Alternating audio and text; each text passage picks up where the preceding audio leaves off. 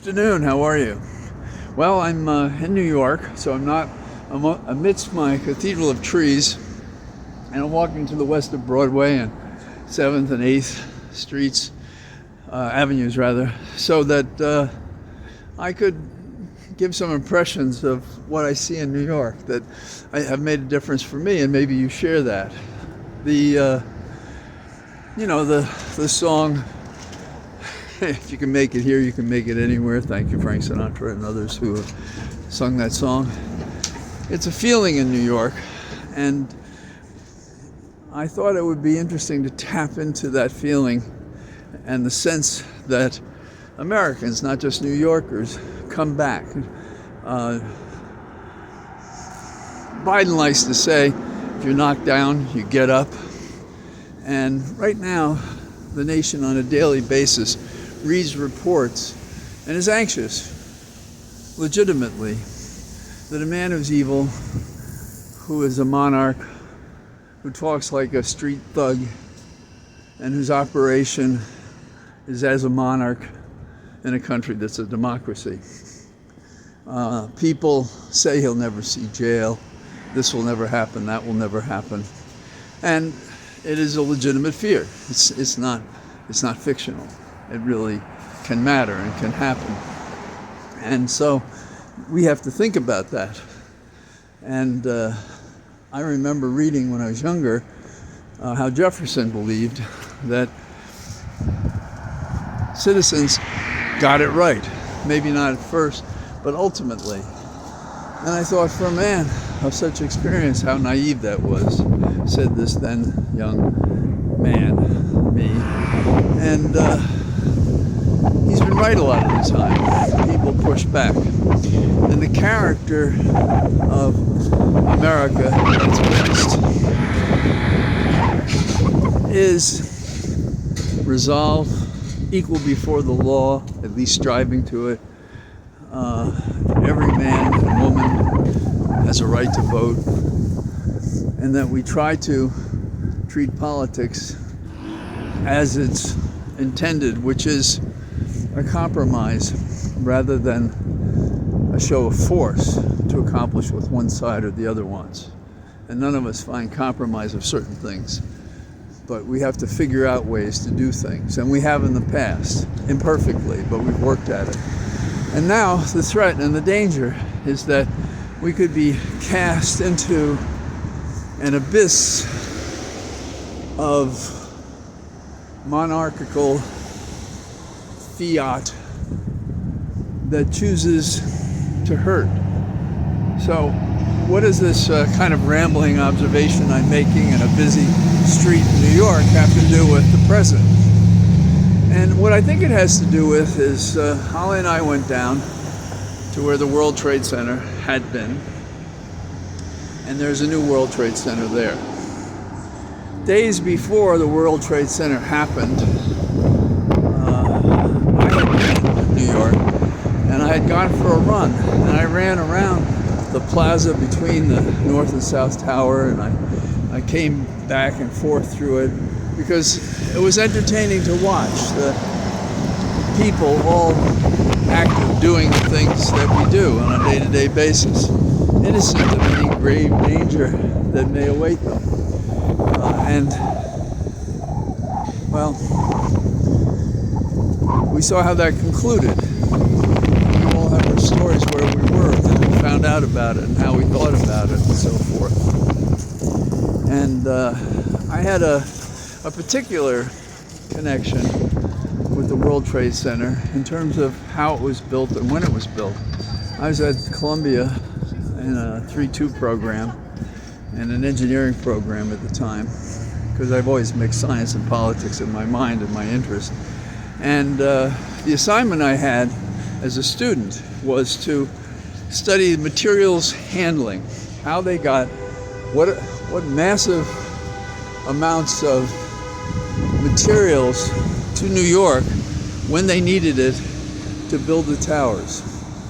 And there was only a hole in the ground, which shakes me in a way to see today the metaphorical locations of the two towers when they were holes as I saw them roughly built, and now there is a shiny, beautiful, and yet haunting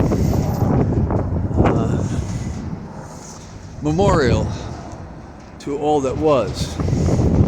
And they talked to me about the people on the set, where they, on the site rather, where they would put the material and how they would bring it in and by what computers, and how they had people who were trained who were not affected at all by heights. So these people could manage the very difficult task. They told me how as the floors went higher and higher, that people would be swept off the tower by the winds, and that just was accepted as a risk of the towers themselves. And I think it was 72 or 73 that they finished it. So I'm leaving law school and this was done.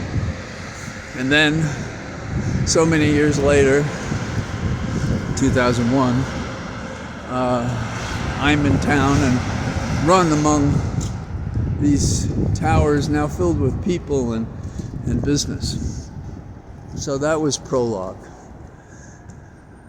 So what did I see today? What I saw today was the soul of the nation doing what Biden says in a way he has not referenced. And that is, he always says, his dad says, when you're knocked down, it's how you get up. And if you go to that site, you can look and see where the two towers were. And they're represented symbolically.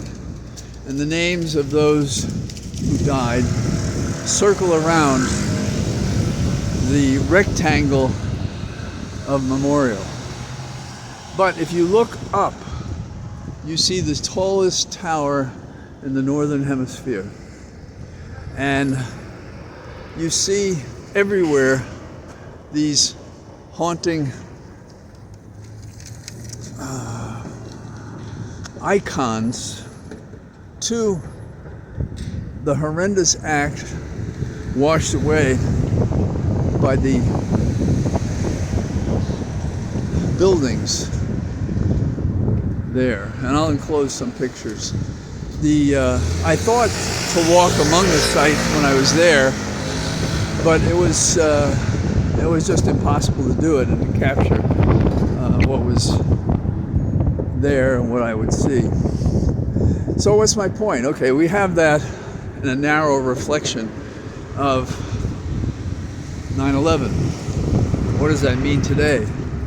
It means the resolve that restored as best one can what happened to America on 9/11 is the same energy that will help us restore the Republic,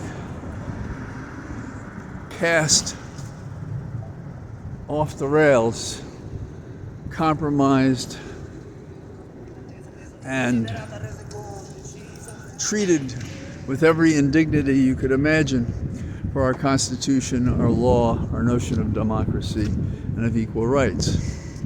So when we say to ourselves, oh, is it inevitable that Trump is going to happen?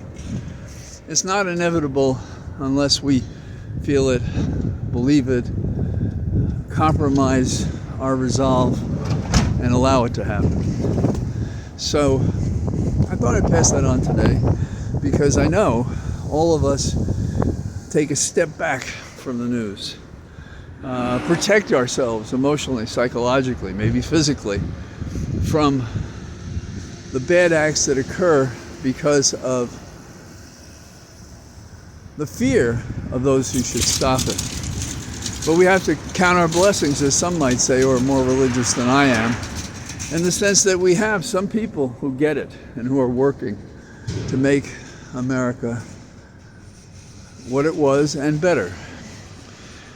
People can have their differences with Biden, I certainly do, but there is a catastrophic difference between a man who's working in our best interest and one who would destroy a nation and our freedoms. And those people that think they support him now, what do they think will happen when he finally has the power he does? So I'm walking down the street to the west of Broadway and past restaurants I visited when I was younger, and many are still here. And there are fewer people, but the energy you see here directed at visiting and enjoying what's best about New York is in parallel to the many people that I saw at the site of the former World Trade Center replaced by the new World Trade Center. So I hope the pictures I attach give an uplifting note to how we redress the crimes, continuous, the drip, drip, drip that's happening every day that makes us anxious that we'll lose what's best about America. That's not our way. That's not our character. We do what we have to do. We do what Jefferson believed was best about what we do. And we will restore the Republic, get rid of these criminals, and put that asshole in jail. So, that's all I got to say. And I'll probably try to talk tomorrow as well. Bye-bye.